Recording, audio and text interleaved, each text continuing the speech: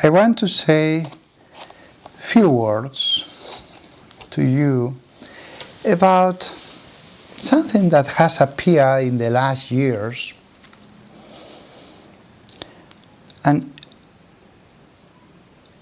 is many doubts about the gift of tongues. As somebody that prayed for a lot of possessed people, I have experienced the power of the gift of tongues. The gift of tongues that St. Paul knew in the first century is what I have witnessed in the groups of Charismatic Renewal all around the world. It is not the gift of tongues when St. Peter and other apostles spoke in Acts to the crowd, and everyone understood in each own language. That is different. Is to understand a language. Is not the gift of tongues. The gift of tongues is what the good Apostle St. Paul said. And he said, if somebody from outside enters into the room and hear you all speaking in tongues, he will think you are crazy. You are mad people. St. Paul insists nobody understands what you are saying, except if somebody has the gift to understand those tongues. Because, St. Paul says, you're speaking heavenly things. You are like a child that, I do not remember that word in English, gemidos, when a child says a sound. I don't know that word in English, but it's a sound that a little baby says with his mouth, not a word. That is the gift of tongues. He, as a pastor of a community, he gave one command, is, well, just pray one by one. But it was a command of one pastor for that community. This is not the faith of the church that has to be in such a way, because St. Paul in other letters, he gives concrete commands, for example, the woman not to speak, that of course those specific commands for a specific community are not the faith of the church. It's not a dogma. That the gift of tongues has to be pronounced only one by one. Well, he said that, but other pastors may think in other way. But the gift of tongues that he speaks in the Epistle of Corinthians is what I have seen in the groups. And it has been the same phenomenon among Lutheran, Evangelicals, Baptists, and so on. For his fruits you will know it. You will know him. The fruits of praying in such a way had been very clear. And sometimes, not very often, but I have witnessed that. A person speaking in tongues, he began to say things that I remember. Two Muslim individuals came to my church and they will begin to understand what we say, because they say it's Arabic. And it was said exactly the answer they were looking for when they went from Lebanon to Spain. I have seen that more times. And miracles, healing, the Holy Spirit is here, is there, when everybody begin to speak in tongues. And people begin to fall on the floor What it is needed to speak in tongues or the people to fall on the floor? There is no need. The grace may go into your soul with no need of such a very strange things. But those two strange things, to fall and to pray in tongues, is the way of the Holy Spirit to say, I am here. There is no need. But is the way He has chosen to say, I am here. And when the gift of tongues is used in exorcism or groups of deliverance, I have seen the fruits of that. So many holy people, Father Emiliano Tardif, for example, they have used all their lives such a weapon to fight demons. Then I do not understand some people from outside that they began to attack as extravagant, as ridiculous, even demonic, the manifestations of the Holy Spirit. You do not see the fruits. You do not see the demons, how they begin to cry when they begin to worship God in such a way. But we have to be very comprehensive with them. We have to understand that sometimes the Lord, the good Lord, likes to make us to work in a way very strange. But He is the Lord. He can do everything. But the fruits are clear. I see that the Charismatic Renewal is facing some attacks in several places of the world because especially very, very traditional priests, they think are incompatible in one church, things that are so chaotic, we could say, and the order of the ritual. This is the beauty of the Catholic Church. The Catholic Church has many things that are exactly the same as the Orthodox Church. Ritual, pomp, beautiful ceremonies. The beauty of rituals, of liturgy, very specific rituals, done in a very specific way for centuries and centuries. Everything in order. I like that. But at the same time, the Catholic Church has what the evangelical Protestant churches, they have. The Bible, and just to ask the Lord, and we have even what the Pentecostals they have. That is the reason I say so to several people, all you have in the Protestant communities, everything you have in the Catholic Church. Go to a room in the parish to a group that they study the Bible, that they worship like Baptists or like Amish, or you have all that spirituality of a church with white walls and just the Bible in the center. You have that in the Catholic Church. Pentecostals too.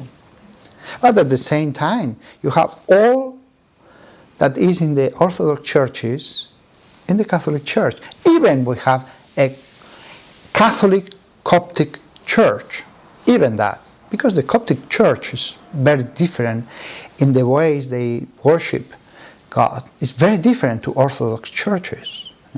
We have in the Catholic Church Oriental rites like the Orthodox, but even Coptic and other rites that there are not in the Orthodox churches. The Catholic Church is universal. The Catholic Church has not only a way to worship God, to organize our groups. If you look very much as Protestants, No problem. No problem. There is a specific beauty in the simplicity of, as I said before, a white room just with the Bible in the center. But we have at the same time the iconostasios of the Russians, the very interesting rites of the Armenians. We have a Catholic Armenian church. We have all that comes from so old times, with that beauty, incense, everything, those songs we have in the church. We have everything that is good, everything that worships God is in the church. We have even Jews that were converted to Catholicism.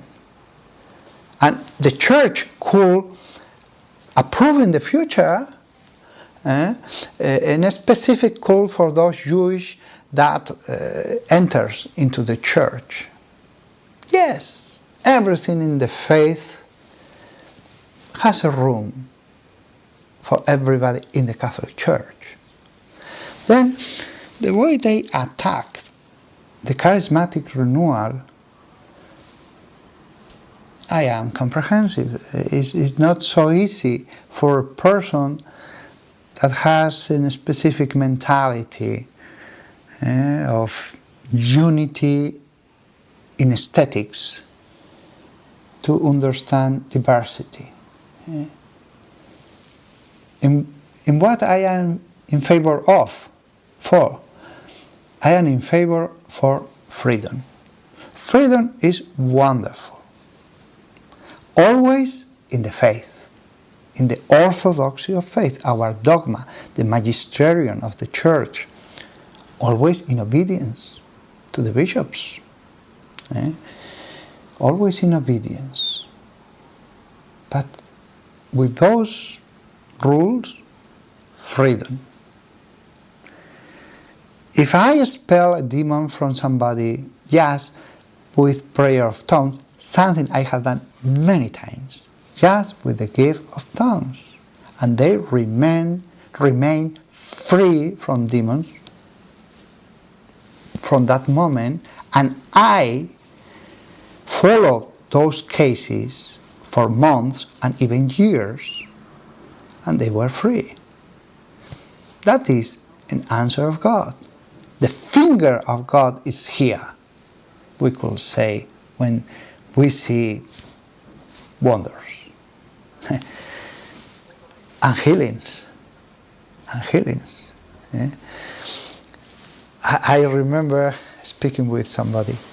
If you want to be in that city, the city of Spain, if you want to be taught about the faith, the doctrine, about your religion, I say in that city, go to the Opus Dei.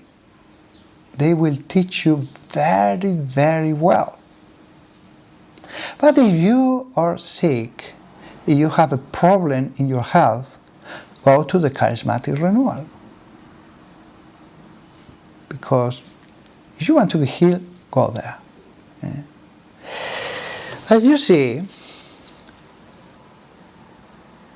we cannot say no to what the Lord wants to do. It's the Lord that does what He wants to do. And He wanted in the Protestant and Catholic world to appear charismatic groups and Pentecostal groups. It's the will of God. We will obey always.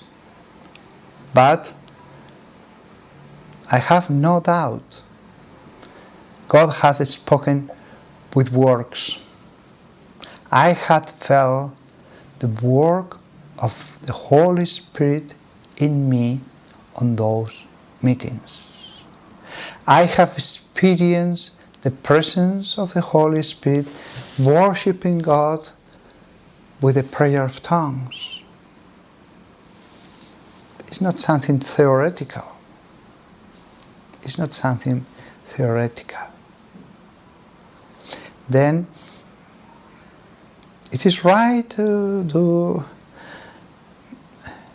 prayers of deliverance in a charismatic way, yes. And I have seen very, very strange things, because sometimes some individuals, they receive very specific gifts for that person. But it works. It works. Then we have to have a soul open soul to the surprise of the Holy Spirit. We worship a mysterious God. Do not think we know everything about God. It's a mystery. And He has the right to surprise us. Then, when there are polemics, when there are fights among brethren, well, follow your path. We will obey our bishops in every diocese. But follow your path, and the Lord be with you. But we are not speaking against you. No. We are not going to say you are a Pharisee because you like determined liturgy. No. You are doing what you feel you have to do. The Lord is with you. But sometimes good people, they do not understand other good people. It has happened from the beginning of the church. Nothing more. Unity in love. Love everybody. And we understand those who do not understand the charismatic renewal. And we wish for them the best. Very good people, they will die at old age without understanding some things. And it's the same for people in the charismatic renewal, that they do not understand other points. We are very limited. We are very poor. But always with charity. Always with love and in obedience. The love is the seal of God. We have to preach the truth. But when we understand that for the good of the church we have to attack somebody, if we are wrong, the Lord will be very, very unhappy. And sometimes He will punish to make us to understand. Sometimes not, because He will say, well, in purgatory, I explain Him everything. Some Jews, they do not understand Christianism. Some Christians, they were very unfair with the Jewish. Some Catholics, they will be so hard, and they treat in a bad way to Protestants, and Protestants to Catholics. Ecumenism is the will of God. Ecumenism. Be flexible. Do not be rigid. One faith. Obedience to the teaching of the Church. Never a division. Never to fight against the pastors of the Church. At the same time, remember, freedom is one of the characteristics of the Holy Spirit. Nothing more. Goodbye from Spain.